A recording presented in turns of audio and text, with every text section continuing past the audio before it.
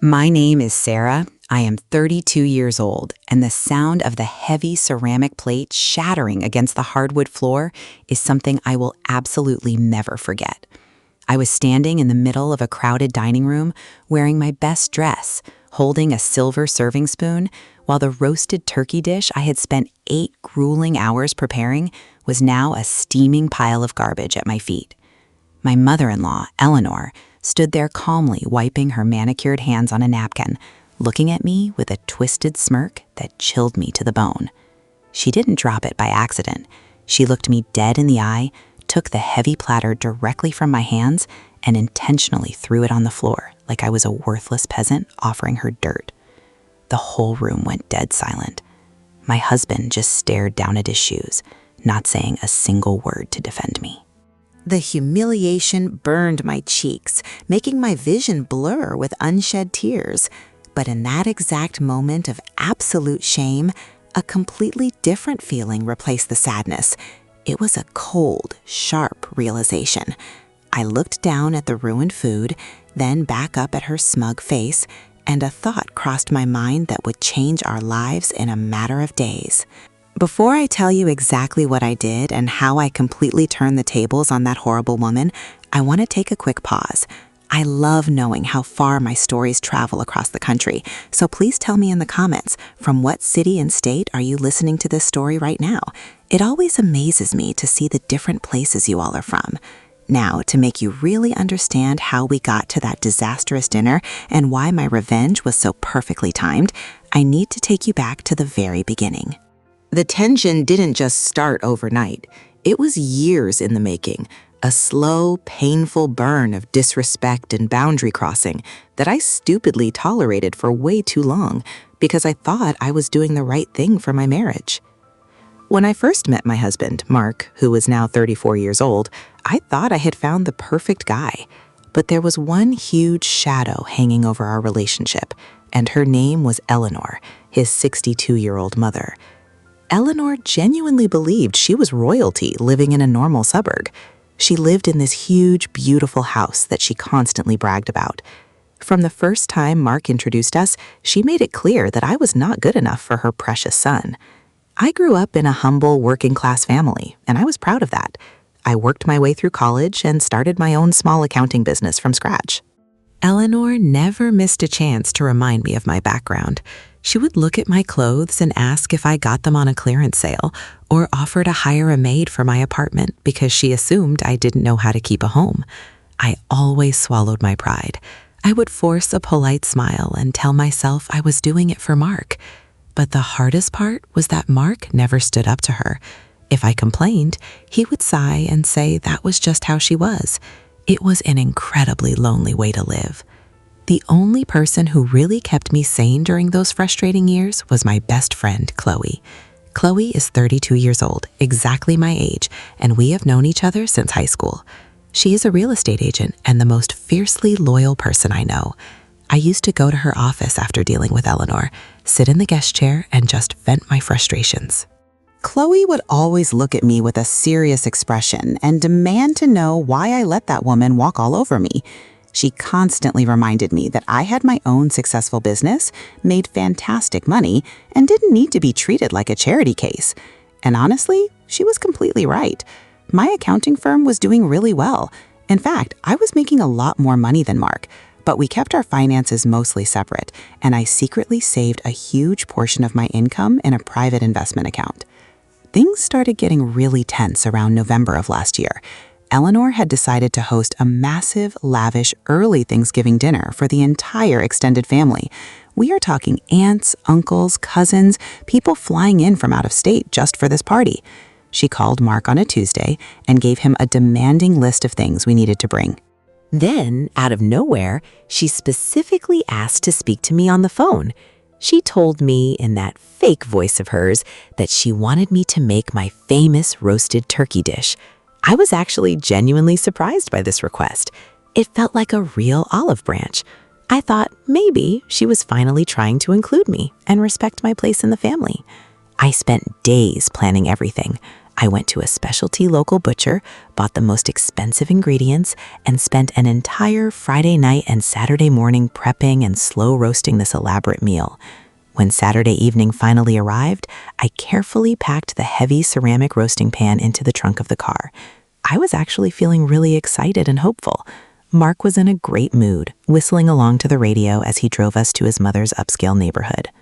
When we pulled up to Eleanor's grand house, all the exterior lights were shining brightly, and expensive cars lined the entire street. I carried that heavy, hot pan up the long driveway like it was a trophy. We walked through the large double front doors, and the house was absolutely packed with people. Everyone was laughing, drinking wine, and catching up. I felt a genuine warm smile on my face. I walked straight past the living room and into the formal dining room, where Eleanor was directing the caterer she had hired for the side dishes. I walked right up to her, holding the heavy platter, and said happily that I brought the turkey, just like she asked. She immediately stopped what she was doing and slowly turned her body to look at me. The busy room around us started to quiet down noticeably as people realized she was completely ignoring my polite greeting. She looked down at the beautiful roasted dish in my hands, then looked me up and down with absolute disgust on her face. She loudly asked what that awful smell was, making sure the entire dining room could hear her clearly. My heart did a weird, painful flutter in my chest. I tried to keep my polite smile plastered on my face. I told her it was the roasted turkey, the exact recipe she specifically asked me to make. She stepped closer to me, her eyes cold and hard. She looked at me and said she didn't ask me to make anything, that she told Mark to bring some decent wine, and asked why she would ever want my cheap, greasy cooking ruining her elegant dinner party. I was completely frozen in shock. Mark was standing right behind me, and I literally felt him take a step backward. My hands started to shake uncontrollably. The heavy ceramic dish suddenly felt like it weighed 100 pounds in my arms. I whispered that she had called me on Tuesday, trying desperately to keep my voice from cracking in front of everyone, reminding her that she specifically asked for this meal. She laughed, a harsh, cruel, mocking sound that echoed loudly in the painfully quiet room. She told me I must be completely delusional or maybe just pathetic and desperate for some attention. And that was the exact moment when she did it. She reached out with both hands and grabbed the edges of the hot ceramic platter right out of my grip. For a split second, I honestly thought she was going to turn around and take it to the kitchen counter. Instead, she lifted it slightly higher, looked me right in the eyes with a vicious, evil smile, and just let her hands go. The crash was absolutely deafening. Hot gravy, meat, and shattered pottery exploded all over the expensive hardwood floor, splashing heavily onto my nice shoes. The silence that followed the crash was heavy, thick, and completely suffocating. Nobody moved a muscle. Nobody even seemed to breathe. I looked down at the horrible mess, thinking about the hours of effort I had put into that meal, now literally treated like actual garbage at my feet. Eleanor loudly said, "Oops," not sounding remotely sorry at all. She then said she guessed the hired help would have to clean up my disgusting mess, and ordered me to go wash my shoes in the guest bathroom because I was tracking grease everywhere. I slowly, mechanically turned my head to look back at my husband. Mark was staring blankly at the floor, his face pale and terrified. He didn't look at me once. He didn't yell at his horrible mother. He just stood there like a useless coward. In that exact moment, something deep inside me completely snapped. The sadness and the desperate desire to be accepted by these people completely evaporated. It was instantly replaced by a cold, sharp clarity. I didn't cry a single tear. I just turned around and walked straight out the front door. I got straight into my car and drove away into the night. I didn't even know where I was going at first. My mind was just buzzing with pure adrenaline. My phone started vibrating a few minutes later. It was Mark calling, but I ignored it and threw the phone onto the passenger seat. I ended up driving straight to Chloe's apartment building. When she opened her front door and saw me standing in the hallway with cold gravy splattered all over my nice dress, she didn't even waste time asking questions. She just grabbed my arm, pulled me inside, poured me a huge glass of cold water, and forced me to sit down on her sofa. I told her everything. I told her about the cruel setup, the public humiliation, the intentionally shattered plate, and Mark's absolute failure to protect me as a husband should. Chloe was absolutely furious. She was pacing rapidly around her living room, throwing her hands in the air, threatening to drive over there right now and key her luxury car. I shook my head slowly. I told her keying a car was petty. I wanted something real.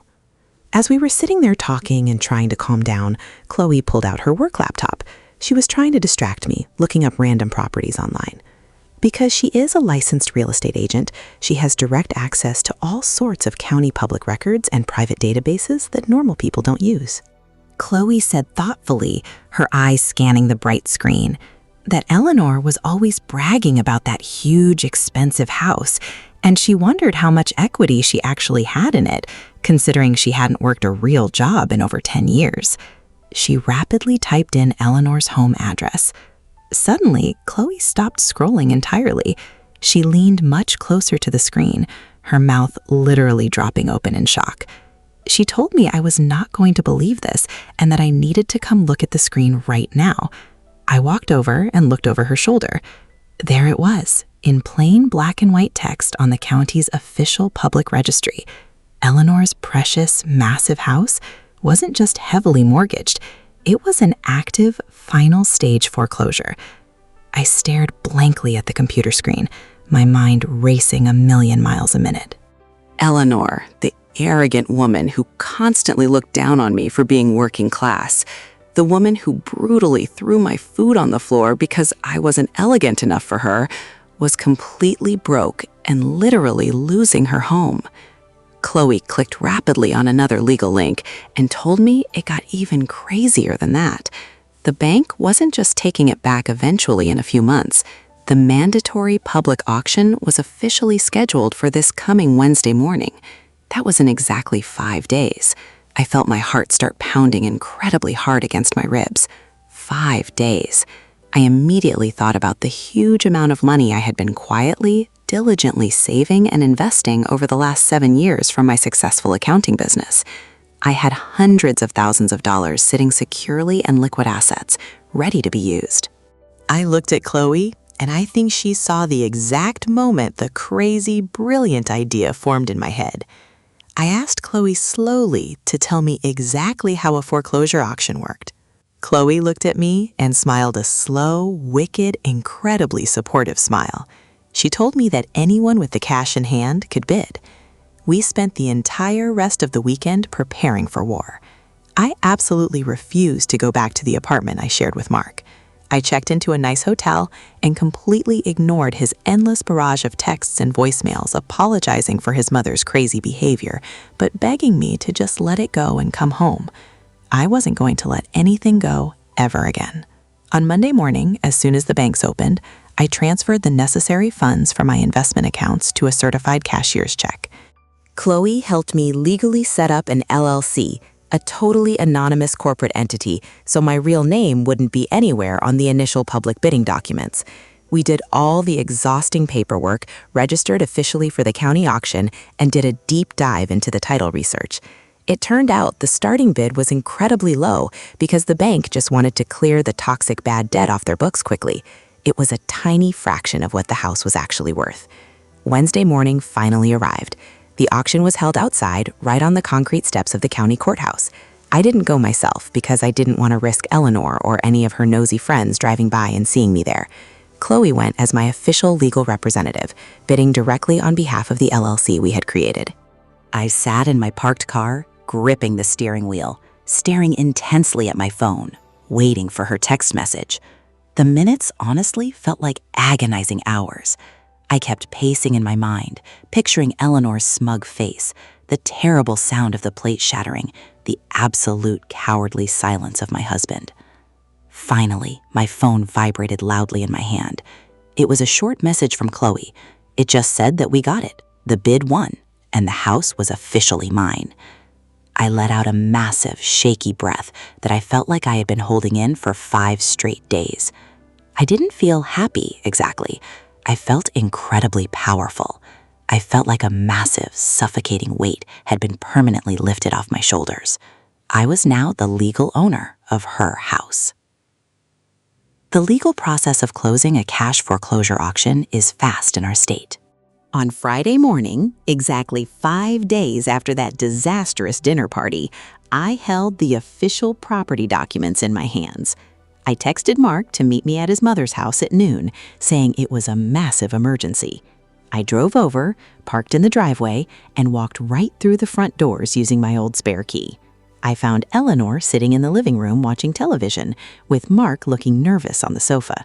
Eleanor stood up immediately, her face twisting into an ugly scowl. She aggressively asked what I was doing there and said I had a lot of nerve showing my face after ruining her dinner party. Mark held his hands out, begging his mother to talk calmly, assuming I was there to apologize. I ignored him completely. I walked right up to Eleanor and dropped a thick manila folder onto her glass coffee table with a loud smack. I told her, keeping my voice perfectly cold and steady, that she was deeply confused because this was not her house anymore. She glared at me, letting out a mocking laugh, and asked if I had lost my mind. I told her to open it and read it. I explained that the foreclosure auction was on Wednesday, that she had failed to pay her mortgage for over a year, and that the LLC that bought this property belonged entirely to me. I watched with immense satisfaction as the color drained completely from her wrinkled face. Her arrogant, nasty smirk vanished instantly, replaced by genuine, unadulterated panic. She reached for the folder with violently trembling hands, pulling out the official deed transfer and the county notice of sale. Mark was staring at me in absolute wide-eyed shock. He stammered, his voice cracking, asking me what I did and if I actually bought his mother's house. I finally turned to look him in the eye and told him yes, I bought it with my own hard-earned money from my own successful business, the exact business his mother loved to mock and belittle. Eleanor sank heavily back into her armchair, clutching the legal papers to her chest. She looked incredibly small, fragile, and old in that moment. Her big, shameful secret was finally out. She wasn't rich. She wasn't royalty. She was a broke, bitter woman who had just lost her most prized possession to the daughter-in-law she treated like absolute dirt. The silence in the living room was completely different this time. It wasn't my humiliation filling the heavy air. It was entirely hers. She slowly looked up at me, real tears of fear welling in her eyes. She whispered weakly that I couldn't possibly do this to her, asking where she would go and if I was really going to throw an old woman out on the street. I looked around the lavish living room. I told her I wasn't a monster, and unlike her, I didn't enjoy throwing people's lives on the floor and watching them shatter for my own amusement. I informed her that she had exactly 30 days to pack all her things and vacate my property, and I highly suggested she start looking for a small, affordable apartment today. Then I turned my attention back to Mark. I told him that he stood there like a coward and let her humiliate me in front of everyone, choosing her ridiculous pride over his own wife. So I gave him a choice. He could stay there and help her pack her boxes, or he could come home with me right now and we would immediately start intensive marriage counseling. But I made it clear that if he decided to stay there today, he shouldn't bother ever coming back to our apartment. Mark looked at his crying mother, then looked back at me in desperation. His weak silence was all the answer I needed. I turned around and walked out of the house, dropping my spare keys on the console table by the front door. I felt lighter and happier than I had in years. Mark ended up staying that day to help his mother, proving exactly who he was. We officially filed for divorce just a month later. It turned out, without me secretly paying the vast majority of our living expenses, he couldn't afford his comfortable lifestyle either. Eleanor had to pack up and move into a tiny, cramped, depressing apartment on the bad side of town, completely losing her precious social standing in her wealthy community. As for the house, I hired a team of contractors, completely renovated the outdated kitchen and the exact hardwood floors where my food had been thrown, and sold the property a few months later for a massive, life-changing profit. I took all that money, bought a beautiful, peaceful home for myself, and invested the rest right back into my growing business. I never spoke a single word to Eleanor or Mark ever again, and my life has been incredibly peaceful, successful, and happy ever since that day. Looking back at everything that happened, I realized a profound truth. Sometimes the universe pushes you to your absolute breaking point, just so you can finally discover how incredibly strong you truly are. If she had never thrown that plate on the floor that night, I might have spent the rest of my entire life trapped in a miserable, suffocating marriage, constantly shrinking myself to fit into a toxic family that absolutely hated me. Instead, her terrible cruelty gave me the exact key I needed to secure my own personal freedom and massive financial independence. Now, I really want to know your honest opinion on this whole crazy situation. Do you think I went too far by buying her house and evicting her from it? Or would you have done exactly the same thing if you were in my place? Let me know your thoughts down in the comments below. Until the next story.